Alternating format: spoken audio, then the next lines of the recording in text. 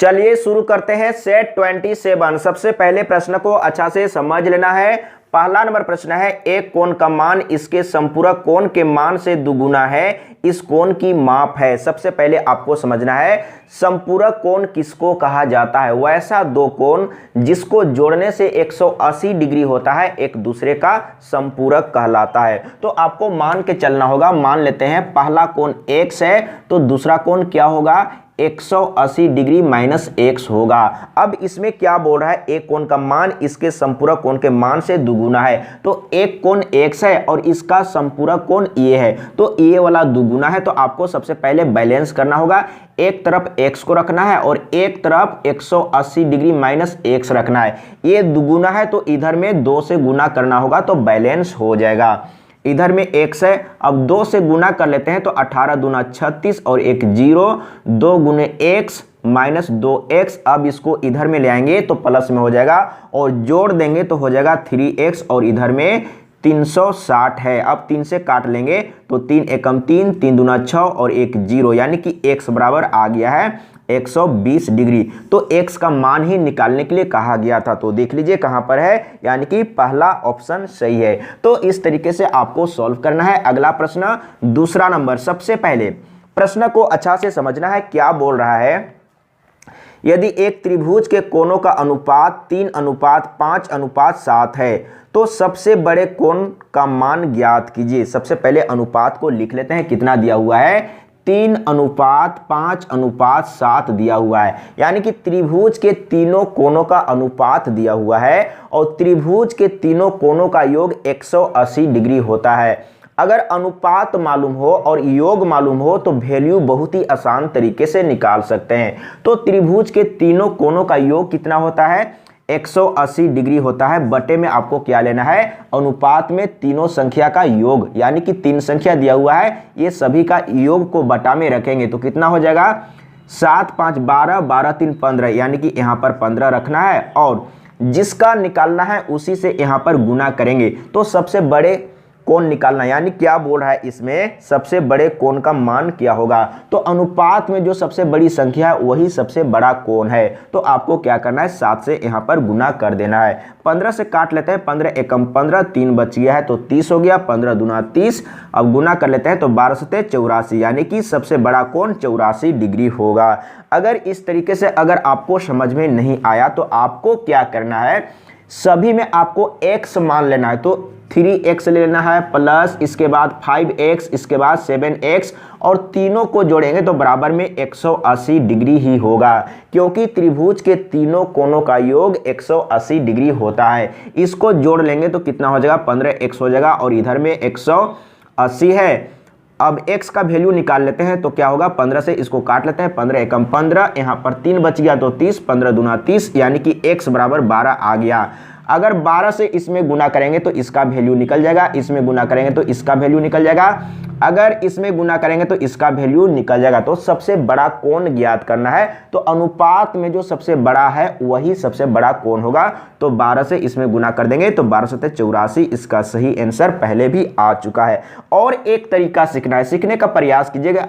आपको क्या करना है, जैसे त्रिभुज के तीनों कोणों का योग मालूम है 180 डिग्री होता है, तो अनुपात में जो भी संख्या दिया हुआ है उसको जोड़ लेना है। तो जोड़ने पर कितना आ रहा है, 15, तो 15 में आपको कितना लेना है, 180 लेना है। आपको एक में निकालना है तो 15 से इसको डिवाइड कर लेंगे, 15 एकम 15, 3 बच गया तो 30 हुआ, 15 दूना 30, यानी कि एक में कितना है, 12। तो 12 से आपको क्या करना है, अगर इसमें गुना करेंगे तो इसका वैल्यू निकलेगा, इसमें गुना करेंगे तो इसका वैल्यू निकलेगा, इसमें गुना करेंगे तो इसका वैल्यू निकलेगा, लेकिन सबसे बड़ा कोण का वैल्यू निकालना है तो आपको सिर्फ इसमें गुना करना है। 12 सते 84 सही आंसर आ चुका है। तो बिल्कुल समझ में आ गया होगा। एक बार अच्छा से समझना है, सीखना है, फिर कभी कोई दिक्कत नहीं होगा। अगला प्रश्न तीसरा नंबर। सबसे पहले यदि 6y + 70 और 3y + 47 संपूरक कोण है तो y का मान ज्ञात कीजिए। यानी कि यहाँ पर दो कोण दिया हुआ है और दोनों क्या है, संपूरक है। तो दोनों को जोड़ेंगे तो क्या होगा, यानी कि 180 डिग्री होगा। अब यहाँ पर आपको समझना है कितना दिया हुआ है, 6y + 70 दिया हुआ है। इसके बाद ये पहला कोण है और दूसरा कोण कितना है, 3y। 3y प्लस 47 दिया हुआ है, तो दोनों को जोड़ेंगे, यहाँ पर 47 है, दोनों को जोड़ेंगे तो कितना होगा, यानी कि 180 डिग्री होगा। बिल्कुल समझ में आ रहा होगा, दोनों कोण क्या है, समपूरक है, तो दोनों को जोड़ दिए तो क्या हो जाएगा, बराबर में 180 होगा। अब जोड़ लेते हैं, तो ये दोनों को एक साथ जोड़ेंगे तो 9y हो जाएगा, और ये दोनों को एक साथ जोड़ लेते हैं तो क्या होगा, 7 होगा, और 7 4 11, यानी कि इतना हो गया। और इधर में कितना है, 180 है। इसके बाद इसको उधर में ले जाएंगे तो माइनस में हो जाएगा, तो डायरेक्ट आपको इस तरीके से लिखना है ताकि घटाने में आसान होगा। तो घटा लेते हैं, 1 दाएं 10, 10 में 7 घटाएंगे तो यहाँ पर 3, यहाँ पर बच गया है 7, 7 में 1 घटाएंगे तो यहाँ पर 6, 1 में 1 तो 0, यानी कि 9y बराबर आ गया है 63। 9 से काटेंगे तो 9 सत्ते 63, यानी कि y बराबर कितना आया, 7 आया। तो y का वैल्यू निकालना था, यहाँ पर बोला है तो y का मान ज्ञात कीजिए, तो y का मान आ गया है, कितना है, 7 है। तो देख लीजिए कहाँ पर है, यानी कि तीसरा नंबर ऑप्शन सही है। अगला प्रश्न 4 नंबर। सबसे पहले प्रश्न को अच्छा से समझना है, अगर प्रश्न समझ में आ गया तो बहुत ही आसान तरीके से सॉल्व हो जाएगा।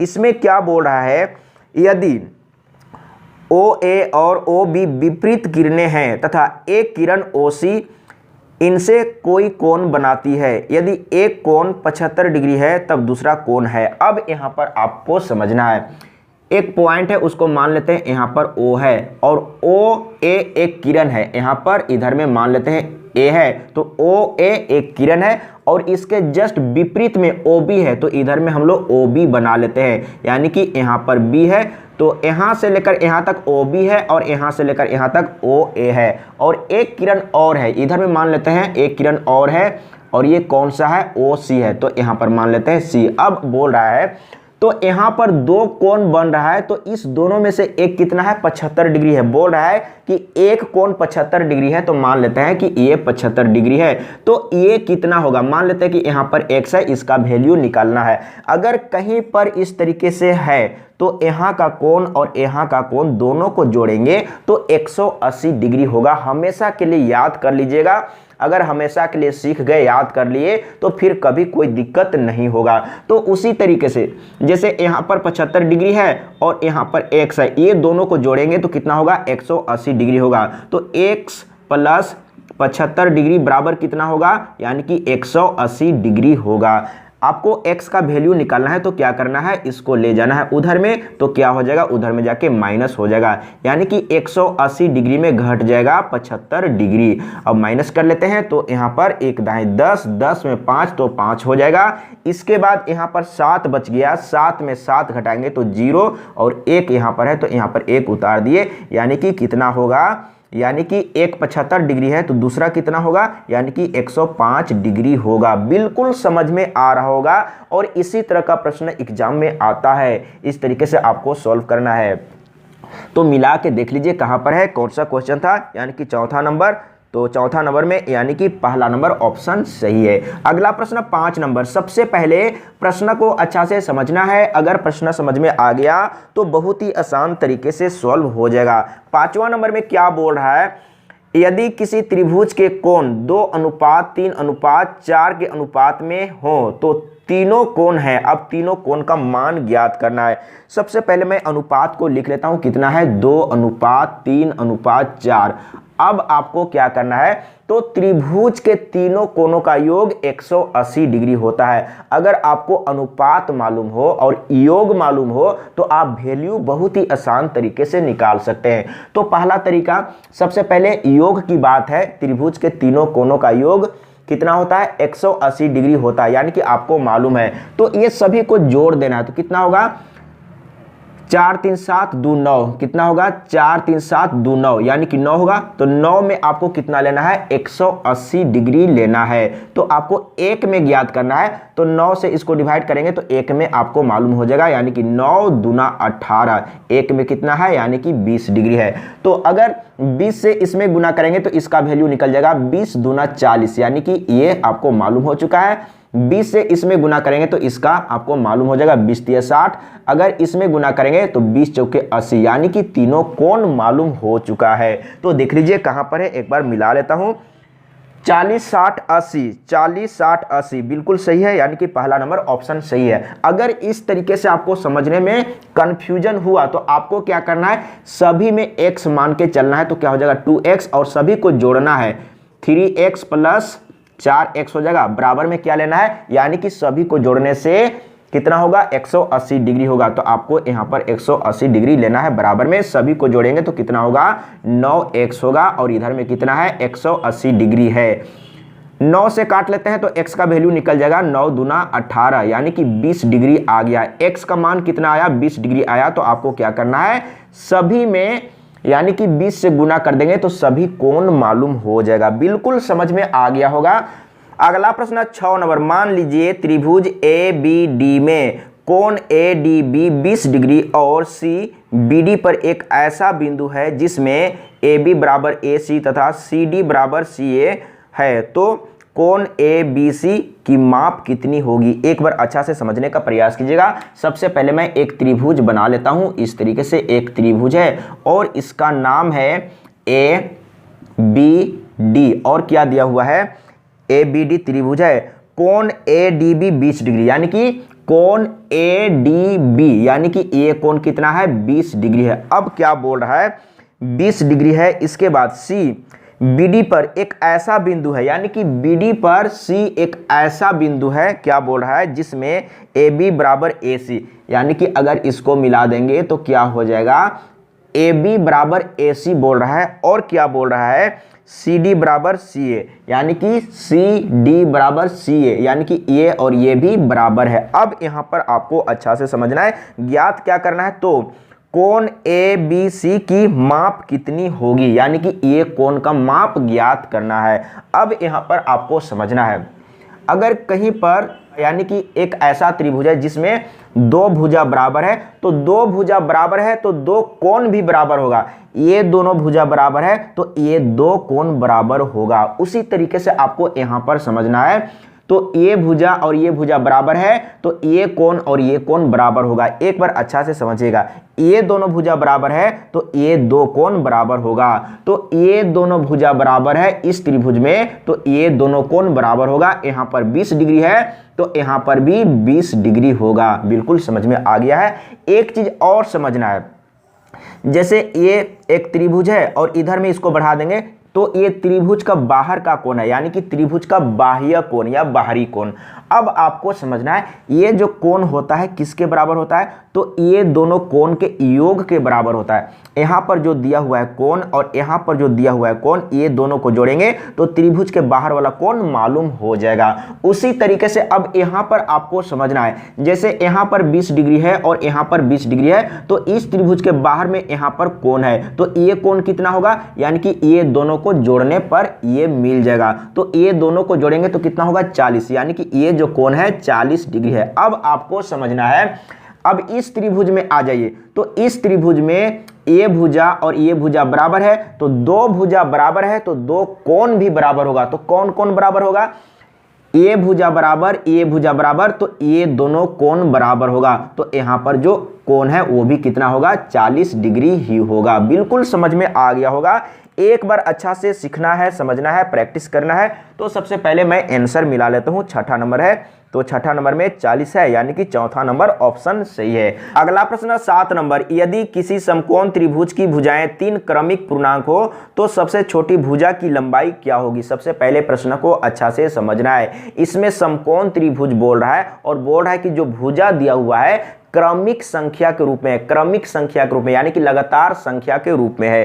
तो लगातार संख्या के रूप में कौन कौन सा होता है, यानी कि 3 होता है, 4 होता है और 5 होता है। यानी कि ये तीनों भुजा समकोण त्रिभुज का भुजा है और लगातार संख्या है। तो सबसे छोटी भुजा पूछ रहा है, तो सबसे छोटी भुजा ये वाला है। तो देख लीजिए 3 कहां पर है, यानी कि 3 इकाई, यानी कि 1 नंबर ऑप्शन सही है। अगला प्रश्न 8 नंबर, सबसे पहले प्रश्न को अच्छा से समझना है। प्रश्न समझ में आ गया तो बहुत ही आसान तरीके से सॉल्व हो जाएगा। 15 मीटर तथा 20 मीटर के दो खंभे जमीन पर सीधे खड़े हैं, उनके बीच की दूरी 12 मीटर है, तो उनके सबसे ऊपरी छोरों के बीच की दूरी ज्ञात कीजिए। अब यहाँ पर आपको समझना है, दो खंभा है, एक 15 मीटर का है और एक 20 मीटर का है और जमीन पर सीधा खड़ा है। यानी कि मान लेते हैं कि ये जमीन है, ये क्या है, जमीन है, और एक है 20 मीटर का और एक है 15 मीटर का, यानी कि ये है 15 मीटर का और ये है 20 मीटर का। तो अब यहाँ पर बोल रहा है, क्या बोल रहा है, एक बार अच्छा से समझना होगा। उनके बीच की दूरी, यानी कि ये खंभा है और एक खंभा यहाँ पर है, ये दोनों के बीच का दूरी कितना है, 12 मीटर है। तो ये जितना है उतना ही ये होगा। अब यहाँ पर आपको समझना, ये भी क्या होगा, 12 मीटर ही होगा। अगर इसको मिला देंगे, देखिए इसको बोल रहा है, तो क्या बोल रहा था, एक बार अच्छा से समझना होगा। उनके बीच की दूरी 12 मीटर है, तो उनके सबसे ऊपरी छोरों के बीच की दूरी क्या होगा, ऊपरी छोर, यानी कि इस खंभा का ऊपरी छोर ये है और इस खंभा का ऊपरी छोर ये है, तो यहाँ से लेकर यहाँ का दूरी कितना है। अब आपको समझना है, यहाँ पर एक समकोण त्रिभुज बन गया, तो समकोण त्रिभुज में आधार दिया हुआ है। अब आपको समझना है कि यहाँ से लेकर यहाँ तक 15 है, तो यहाँ से यहाँ तक कितना होगा, यानी कि यहाँ से यहाँ तक 20 है और यहाँ से यहाँ तक 15 है, तो यहाँ से यहाँ तक 15 होगा और यहाँ से यहाँ 5 होगा, क्योंकि यहाँ से लेकर यहाँ तक क्या है, 20 है, तो यहाँ से यहाँ तक 15 है, तो यहाँ से लेकर यहाँ तक कितना होगा, यानी कि 5 होगा। यानी कि आपको यहाँ पर एक समकोण त्रिभुज मिल गया है जिसका आधार कितना है, यानी कि 12 मीटर है और ऊंचाई कितना है, 5 मीटर है। तो आपको कर्ण निकालना है, यानी कि h का वैल्यू निकालना है। तो h का वैल्यू निकालने के लिए क्या करेंगे, h यानी कि कर्ण बराबर रूट अंडर आधार का स्क्वायर, तो 12 का स्क्वायर क्या होता है, यानी कि 12 गुने 12 यानी कि 144 होता है, प्लस इसके बाद लंबाई का स्क्वायर, तो कितना हो जाएगा, 5 5 25 हो जाएगा। जोड़ लेते हैं तो कितना हो जाएगा, यहाँ पर 5 4 9, इसके बाद 4 2 6, यहाँ पर 1, यानी कि इसका वर्गमूल निकालना है, तो किसका हो जाएगा, यानी कि 13 का हो जाएगा। तो देख लीजिए h बराबर 13 आ गया है। एक बार अगर सीखे रहेंगे, समझे रहेंगे, तो बहुत ही आसान तरीके से सॉल्व हो जाएगा। तो देख लीजिए 13 मीटर कहाँ पर है, तीसरा नंबर ऑप्शन सही है। अगला प्रश्न 9 नंबर। सबसे पहले प्रश्न को अच्छा से समझना है, अगर प्रश्न समझ में आ गया तो बहुत ही आसान तरीके से सॉल्व हो जाएगा। अगला प्रश्न 9 नंबर है। तो इसमें क्या बोल रहा है, उस कोण की माप ज्ञात कीजिए जिसका पूरक कोण उसका 4 गुना है। अब यहाँ पर आपको अच्छा से समझना होगा, उस कोण की माप ज्ञात कीजिए जिसका पूरक कोण उसका 4 गुना है। अब यहाँ पर आपको समझना है सबसे पहले पूरक कोण के बारे में, वैसा दो कोण जिसको जोड़ने पर 90 डिग्री होता है एक दूसरे का पूरक कहलाता है। तो आपको मान के चलना होगा, मान लेते हैं पहला कोण x है तो दूसरा कोण क्या होगा, 90 माइनस x होगा। अब यहाँ पर आपको फिर से समझना है कि क्या बोल रहा है, उस कोण की माप ज्ञात कीजिए जिसका पूरक कोण, क्या बोल रहा है, जिसका पूरक कोण, यानी कि कोण A है और इसका पूरक कोण A है। तो आपको समझना है उस कोण की माप ज्ञात कीजिए जिसका पूरक कोण उसका 4 गुना है, यानी कि ये 4 गुना है। अब आपको क्या करना है, बैलेंस करना है। तो बैलेंस कैसे करेंगे, इधर में x रखेंगे और इधर में 90 माइनस x रखेंगे। अब यहाँ पर आपको समझना है, फिर से क्या बोला है, उस कोण की माप ज्ञात कीजिए जिसका पूरक कोण, यानी कि पूरक कोण ये है, पूरक कोण उसका 4 गुना, यानी कि पूरक कोण 4 गुना है, तो 4 से आपको इधर में गुना करना होगा तो बैलेंस हो जाएगा। तो इधर में 4x हो गया और इधर में कितना है, 90 माइनस x।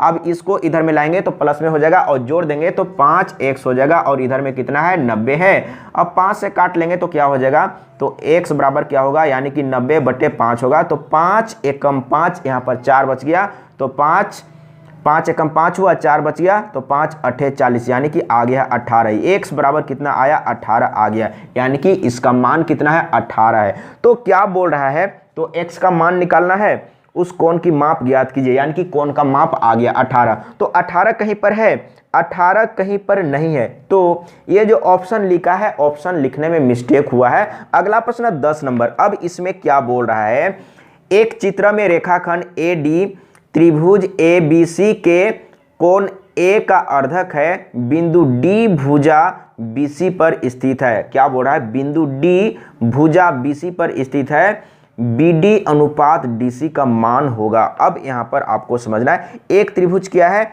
ABC। तो सबसे पहले एक त्रिभुज बनाना है ABC, तो मैंने एक त्रिभुज बना लिया, यहाँ पर A है, इसके बाद B है, इसके बाद C है। अब क्या क्या बोल रहा है, निम्न चित्र में रेखाखंड AD AD त्रिभुज ABC के कोण A का अर्धक है, यानी कि AD क्या है, कोण A का अर्धक है, यानी कि आधा आधा भाग में बांट रहा है। तो इस तरीके से आपको बना देना है। इसके बाद क्या बोल रहा है, बिंदु D भुजा BC पर स्थित है, यानी कि बिंदु D कहाँ पर है, यहाँ पर है, इस तरीके से बोल रहा है स्थित है। तो BD अनुपात DC का मान क्या होगा, यानी कि BD अनुपात DC, यानी कि BD अनुपात DC का मान क्या होगा, अब आपको समझना है। तो इसका जो अनुपात होगा, अब क्या करना है आपको, BD अनुपात DC लेना है, BD अनुपात DC लेना है आपको। और क्या दिया हुआ है इधर में, और इधर में आपको लेना है AB अनुपात AC ये लेना है। तो अगर इस तरीके से कहीं पर भी है, जैसे एक बार अच्छा से समझना है,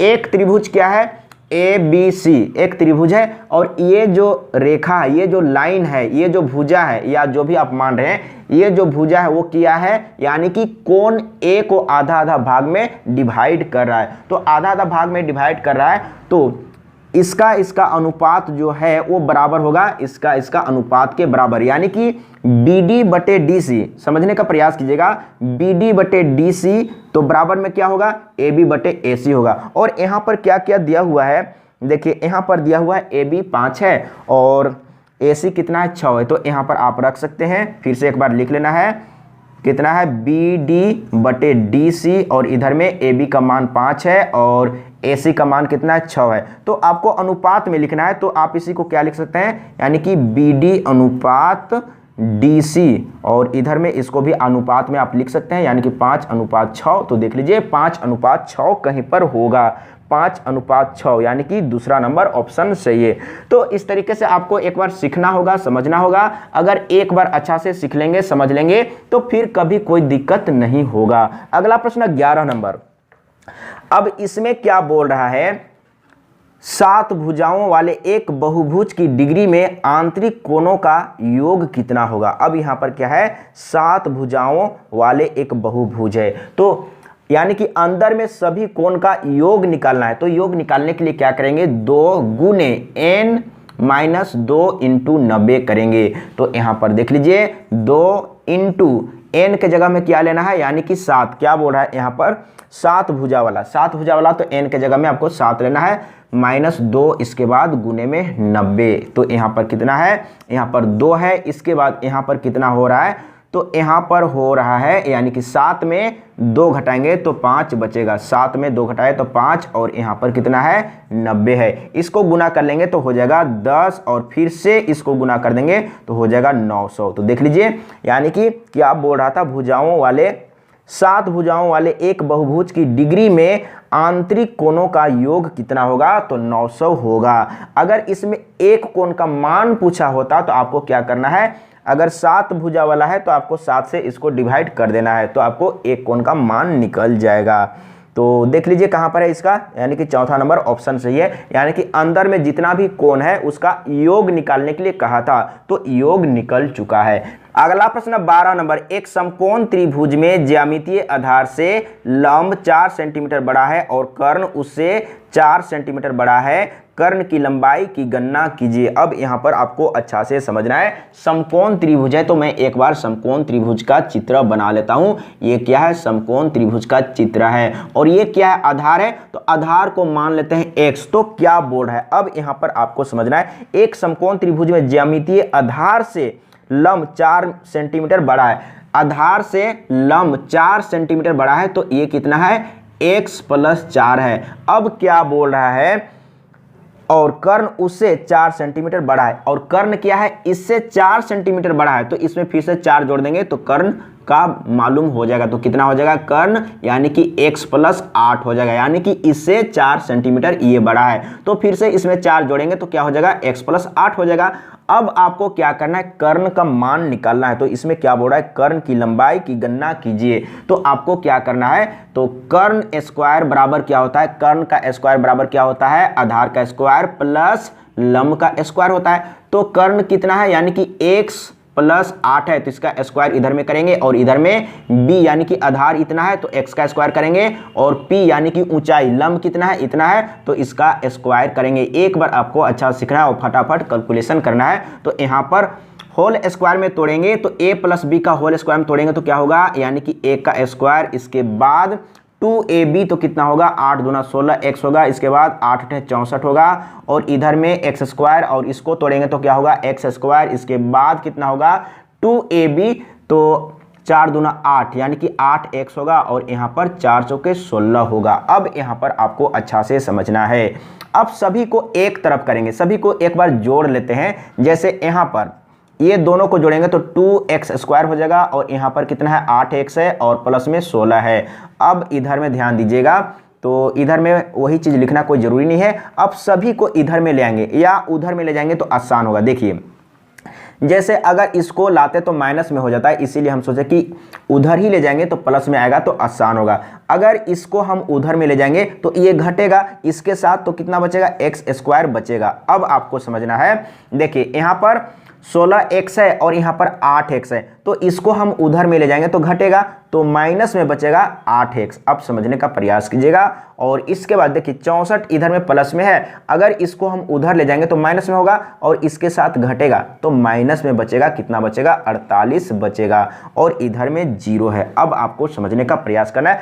अब गुणनखंड करना है, और गुणनखंड करने के लिए मैं बहुत ही आसान तरीका बताया था, यानी कि यहाँ पर कोई संख्या नहीं तो 1 है, अगर यहाँ पर 1 है तो गुणनखंड करना बहुत ही आसान है। सिर्फ और सिर्फ इसको 2 पार्ट में तोड़ना है, 48 को 2 पार्ट में तोड़ना है, और ऐसा 2 पार्ट में तोड़ना है ताकि सेट करने पर बीच वाला संख्या आना चाहिए। तो क्या हो जाएगा, यानी कि 12 चौके 48, इसको माइनस में रखेंगे, इसको प्लस में रखेंगे तो घट के फिर से कितना आएगा, इतना ही आएगा, यानी कि ये वाला सही है। तो इसका गुणनखंड क्या हो जाएगा, यानी कि x माइनस 12 हो जाएगा। यहाँ पर माइनस 12 है तो x माइनस 12 लेना है, इसके बाद इंटू यहाँ पर प्लस 4 है तो x प्लस 4 लेना है। अब आपको समझना है, यानी कि इस दोनों में से जिसमें प्लस में आने का चांस है उसी को लेके चलना है। अगर आप अब यहाँ पर समझिएगा, इतना बराबर आप 0 ले सकते हैं, इतना बराबर भी 0 ले सकते हैं, तो इतना बराबर 0 लेंगे तो यहाँ पर इससे x का मान प्लस में आने वाला है, तो आपको जिसमें प्लस आने वाला है उसी को लेकर चलना है, क्योंकि हम लोग को प्लस में ही लाना है। तो x बराबर क्या हो जाएगा, यानी कि 12 हो जाएगा। तो इसमें क्या बोल रहा था, तो हम लोग अभी x का मान निकाले हैं, यानी कि इसका मान निकाले हैं, लेकिन बोला है कर्ण का मान ज्ञात करने के लिए। तो यहाँ पर हम लोग रख देंगे x के जगह में कितना, यानी कि 12 रख देंगे। तो 12 8 कितना हो जाएगा, 12 8 20 हो जाएगा, यानी कि 20 होगा। कर्ण की लंबाई कितना है, 20 है। तो देख लीजिए कहां पर है, तो 20 सेंटीमीटर, यानी कि तीसरा नंबर ऑप्शन सही है। अगला प्रश्न 13 नंबर, a का मान क्या है। एक फिगर दिया हुआ है और बोल रहा है कि a का मान क्या है। सबसे पहले मैं फिगर को बना लेता हूं, फिगर बना लूंगा, उसके बाद मैं डिस्कस करूंगा। एक बार अच्छा से फिगर को समझने का प्रयास कीजिएगा। अगर फिगर समझ में आ गया तो बहुत ही आसान तरीके से सॉल्व हो जाएगा।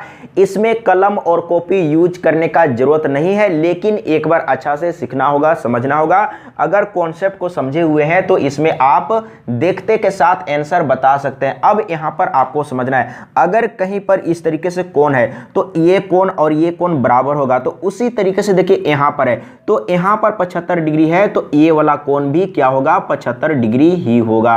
अब आपको समझना है, यहां पर 40 डिग्री है, तो देखिए ये कोण और ये कोण हमेशा बराबर होता है, तो यहां पर देखिए ये कोण और ये कोण इसी के जैसा है, तो यहां पर 40 डिग्री है तो यहां पर भी 40 डिग्री होगा। अब आपको अच्छा से समझना है, ये त्रिभुज के बारे में अब आपको समझना है। यहां पर एक त्रिभुज बना हुआ है, इस त्रिभुज में आपको समझना है, यानी कि इस त्रिभुज में ये 2 कोण आपको मालूम है और इस त्रिभुज के बाहर में ये कोण आपको ज्ञात करना है। तो क्या हो जाएगा, यानी कि त्रिभुज के बाहरी कोण, यानी कि बाह्य कोण क्या होता है, यानी कि ये दोनों का योग के बराबर ये वाला होगा। अब यहां पर आपको अच्छा से समझना है, तो a का मान ज्ञात करना है, तो a का मान क्या होगा, अब आपको समझना है, यानी कि इस त्रिभुज का ये बाहरी कोण है, तो ये दोनों कोण के योग के बराबर ये होगा। तो आपको क्या करना है, a बराबर यानी कि 75 डिग्री प्लस 40 डिग्री कर देना है।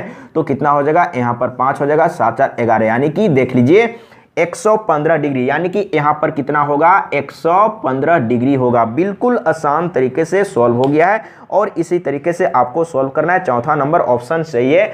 अगर कहीं पर समझने में प्रॉब्लम हुआ होगा तो कमेंट में लिख के बताइएगा, मैं फिर से समझाने का प्रयास करूंगा। आज के लिए इतना ही। जय हिंद, वंदे मातरम।